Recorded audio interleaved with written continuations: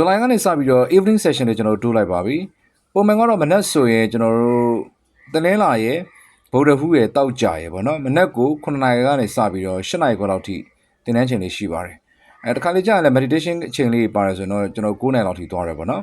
ဒါက morning session ဖြစ်ပါတယ်ညနေ evening session ကတော့တနင်္ဂနွေရဲ့အင်္ဂါရဲ့ကြာရီရဲ့3ရက်ဖြစ်ပါတယ်အဲ့တော့ညနေကတော့ကျွန်တော်တို့9နာရီခွဲလောက်ကနေစပြီးတော့ညနေ9နာရီည9နာရီလောက်ထိသွားတယ်ပေါ့နော်စနေနေ့တရက်ကတော့ကျွန်တော်တို့နားပါတယ်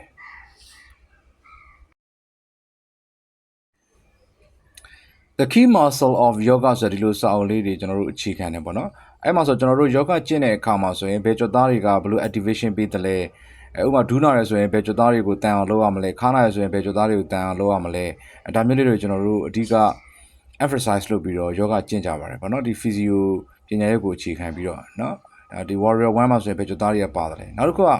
yoga for healthဒီကဒီအိန္ဒိယကနေကျွန်တော်လက်ဆောင်ရလာခဲ့တဲ့စာအုပ်လေးဖြစ်ပါတယ်စာရေးသူကိုယ်တိုင်ကျွန်တော်ပေးခဲ့တာပေါ့နော်ဒီစာအုပ်ကလည်းအရန်ကောင်းတဲ့စာအုပ်ဖြစ်ပါတယ်ကျမရဲ့နဲ့ဒီ yoga နဲ့ဘယ်လိုဆက်ဆက်လဲဆိုတော့အာဆန်တွေအများကြီးပါတယ်အသေးစိတ်လည်းရေးထားတယ်ဒီစာအုပ်လေးကိုလည်းကျွန်တော်တို့အခြေခံပြီးတော့ဒါ yoga ကျင့်ကြံကြပါတယ်ဒါအိန္ဒိယဒီ traditional yoga ကိုကျွန်တော်တို့ medical နဲ့ဒါ medical science နဲ့ပေါင်းထားတာပေါ့နော်ရှေးဟောင်း yoga ပညာရေးကိုခေတ်သစ်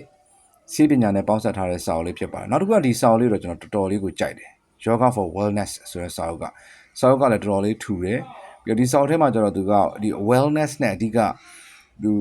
ပြောထားတာပေါ့နော်တော်တော်လေးကိုကောင်းတဲ့စာအုပ်ဖြစ်ပါတယ်ဒီစာအုပ်ကတော့တော်တော်လေးပြည့်စုံတယ်အာဆန်နာမည်လည်းပါတယ်သူက